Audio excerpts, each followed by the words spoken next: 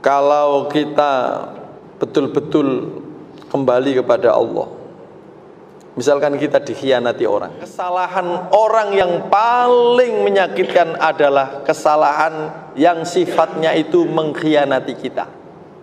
Betul tidak? Jadi kalau kita dikhianati orang, itu lebih menyakitkan daripada orang dari sejak awal itu musuh.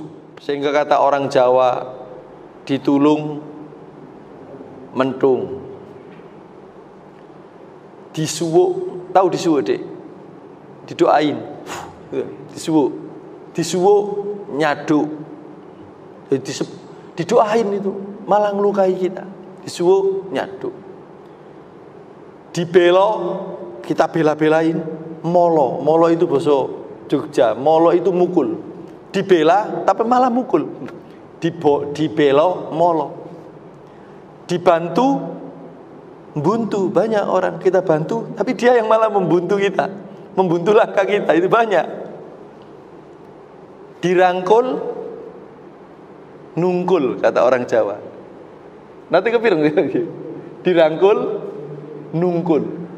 Ada orang nggak punya pekerjaan, kita ajak gabung, ayo ikut di PT saya. Dirangkul. Begitu dapat 1 tahun masih baik, udah dapat 3 tahun, biasanya orang itu kalau udah 3 tahun lupa, 3 tahun lupa, yang bawa itu kita itu lupa. Bukan hanya lupa, dia itu kong kali kong dengan PT, pimpinan PT tersebut untuk menyingkirkan kita. Itu banyak. Itu dirangkul nungkul, disanjung nundung disanjung nundung, disanjung-sanjung itu malah kita ujung-ujungnya kita yang diusir, dilemparkan. Itu dosa-dosa pengkhianatan. Nah, kalau kita tertipu dengan dunia ini, ya bagaimana supaya dia ini mati kita santet gitu. Kalau tertipu dengan dunia. Tapi kalau kita kembali ke akhirat, kembali kepada ajaran-ajaran masjid, maka kita akan ditunjukkan ayat. Misalkan surat At-Taghabun, ya, surat At-Taghabun ayat 14 misalkan. A'udzubillahi minasyaitonirrajim. Ya ayyuhalladzina amanu. Hei orang-orang yang beriman. Kalau ada ayat ya ayyuhalladzina amanu, itu begini maksudnya. Hei orang-orang, misalnya orang-orang jamaah masjid Sunan Giri, kalau betul sampean ingin menyempurnakan keimanan, kan kalau kita ditanya, betul tidak sampean ingin menyempurnakan keimanan? Jawab kita kan langsung spontan, ya. Kita ingin menyempurnakan keimanan. Nah, maka kalau ada ayat ya ayyuhalladzina amanu, hai orang-orang yang beriman, hai orang-orang GKA, benar tak sampean ingin menyempurnakan keimanan? Iya. Kalau iya, ikuti terusnya ayat ini. Bagaimana terusnya ayat ini? Inna min azwajikum wa auladikum aduwwal lakum. Ayat ini mengajarkan kita supaya tidak menjadi orang yang kagetan ketika dikhianati, supaya langsung lumrah gitu loh, beno. Jadi terkait dengan ini, makalah ini, supaya kita itu tidak ikut-ikutan tersesat. Tidak ada orang tak tulung, kok mengkhianati saya ya? Demi dia dulu itu saya sampai rela mati gitu. Sampai rela disingkirkan, sampai rela diintimidasi oleh atasan. Tapi sekarang kok dia mengkhianati saya ya? Supaya kita tidak sakit hati, kembali ke ayat ini. Inna min azwajikum wa auladikum aduwwal lakum. Hei orang-orang yang ingin menyempurnakan keimanan, ingat bahwa istri-istrimu dan anak-anakmu berpotensi menjadi musuh bagimu.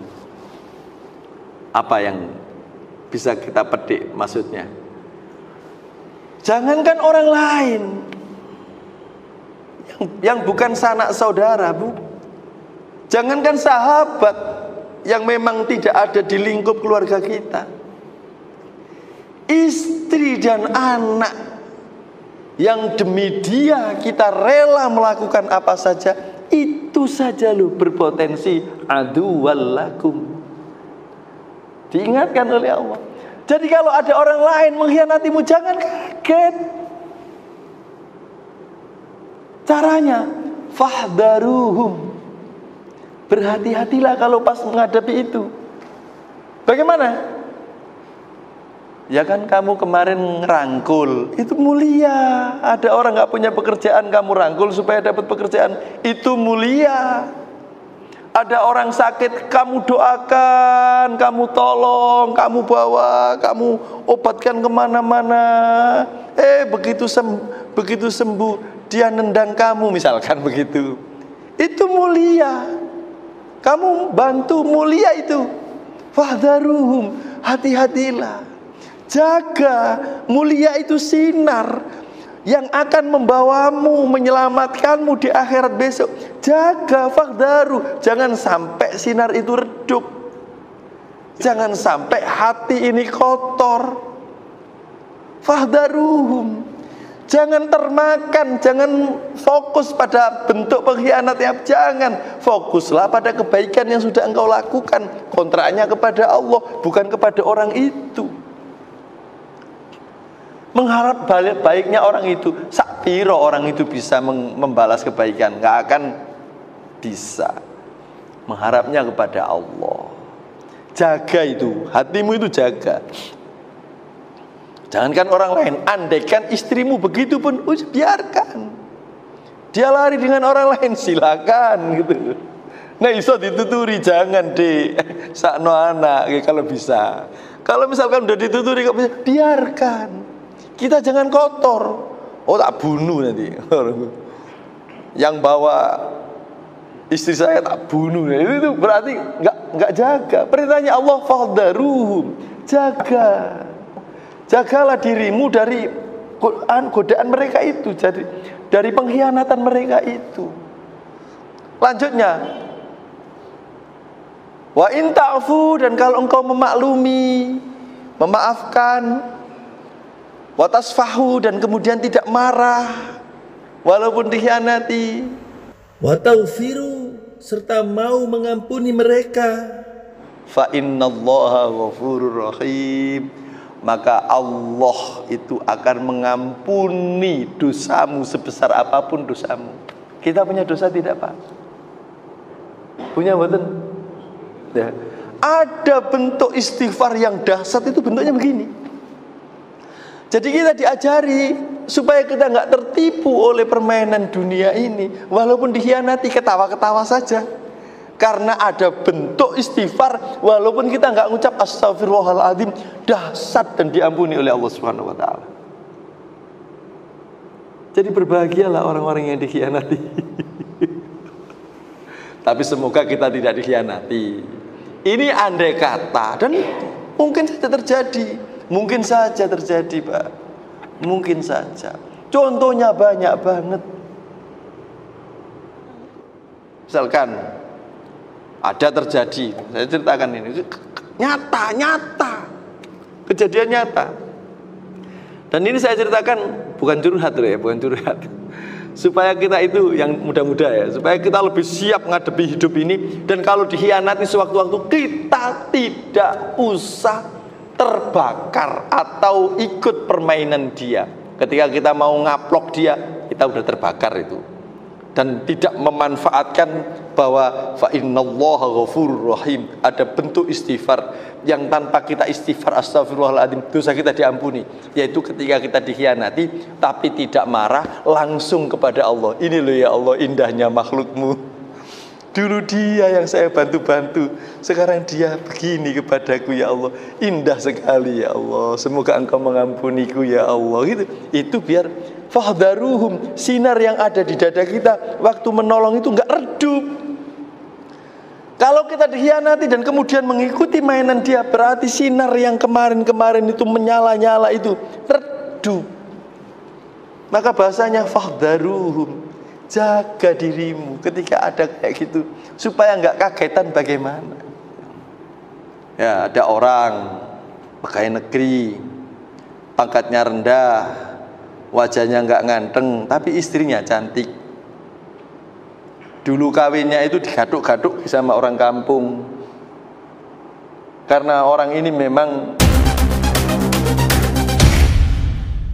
jadi dibutuhkan oleh orang kampung itu supaya menetap di situ, dijaduk-gadukkan, dapat istri cantik.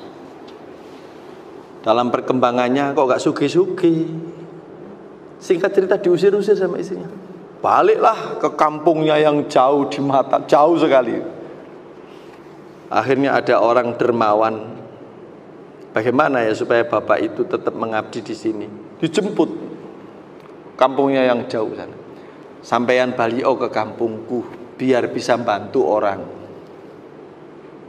Ustaz, sampeyan tak pinjami sepeda. Jangan dikembalikan sepeda motor itu sebelum sampeyan bisa membeli sendiri. Baliklah. Karena bawa sepeda motor diterima sama istrinya. Ya kan? Akhirnya jalankan tugas. Jalankan tugas. Wes, singkat cerita orang ini menjadi sukses.